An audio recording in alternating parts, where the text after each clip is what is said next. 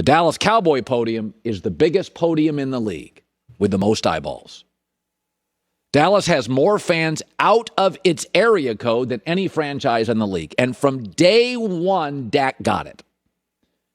Dak has emotionally, viscerally connected from day one with Jerry and Stephen Jones, the teammates, fans, advertisers.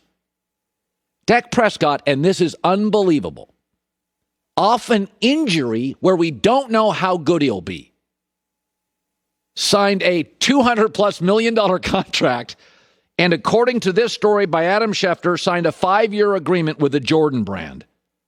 He'll be the only quarterback in the league represented by it, and the Cowboys, the highest paid NFL player on the Jordan brand roster. We haven't seen him play since he broke his ankle. This illustrates why I rip quarterbacks who aren't ready. Because Dak is the example of what happens to you when you are. Dak doesn't have a top 15 arm in this league. Dan Mullen came on his show. Dan Mullen had him in college. Loves him. He's like, yeah, we liked his leadership. It was the arm thing we were hung up on. And then he came back and it was better, but it still wasn't very good. Dak's never had a big arm.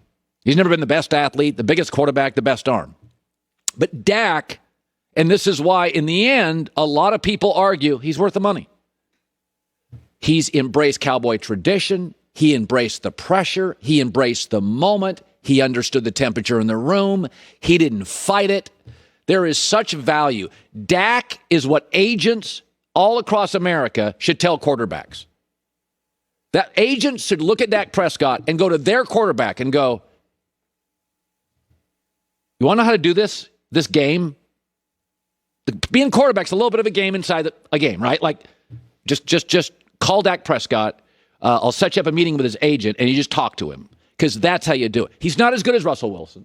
He doesn't throw it like Aaron Rodgers. He's not as big and strong as Josh Allen. He's not as fast as Lamar Jackson. He's going to be the highest paid player, Jordan Brand. For a minute, he's the highest paid player in the league. Leadership matters. Grown-up matters. Good at the podium matters. Embracing tradition matters. By the way, Twitter hated when he stood for the anthem. The organization didn't.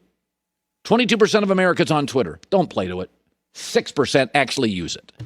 He's not always done the popular thing, the cool thing, the lit thing. Not always done that. He's not always done that. He's not a sellout either. Because you know how it is now. If you don't play to Twitter, you're a sellout. Seems to me Dak's selling everything out. He's selling his shoes out. He's selling everything out. It's okay sometimes to put your arm around tradition, be a grown-up, not be cool, not play to Twitter. Dak Prescott is how you play the game beyond the game at quarterback. The fact he gets this contract, and his contract off a broken leg, is incredible. So it just speaks volumes of what he is as a dude. Like, by the way, we've heard funny stories through the years about Jerry Jones doesn't give out money. Michael Irvin tells the old El Paso story. Remember Michael Irvin said, I want to be paid this? And Jerry said, you ever been to El Paso? He goes, Texas? He goes, no, your contract. I'm El Paso. I'll pass on that contract. I'm not paying it.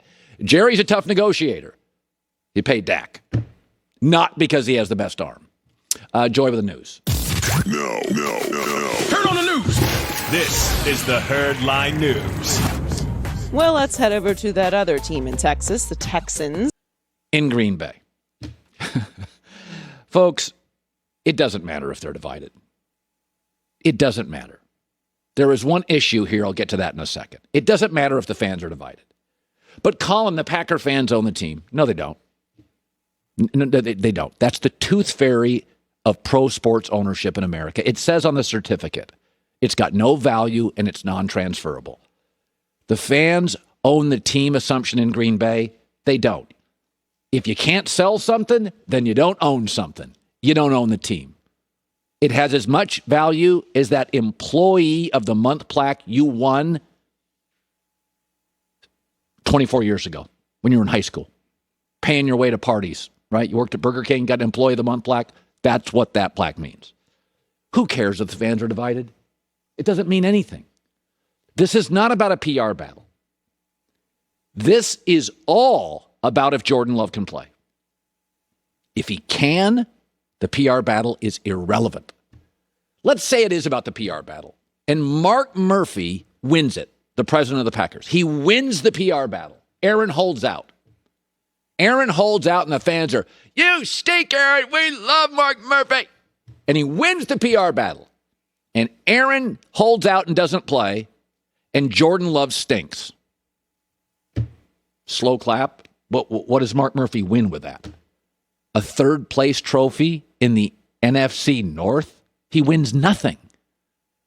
If Mark Murphy ticks off every fan who thinks they own the team, but they really don't, in Green Bay, he trades Aaron Rodgers for 3 firsts, and Jordan Love, by about October, is slicing it and dicing it.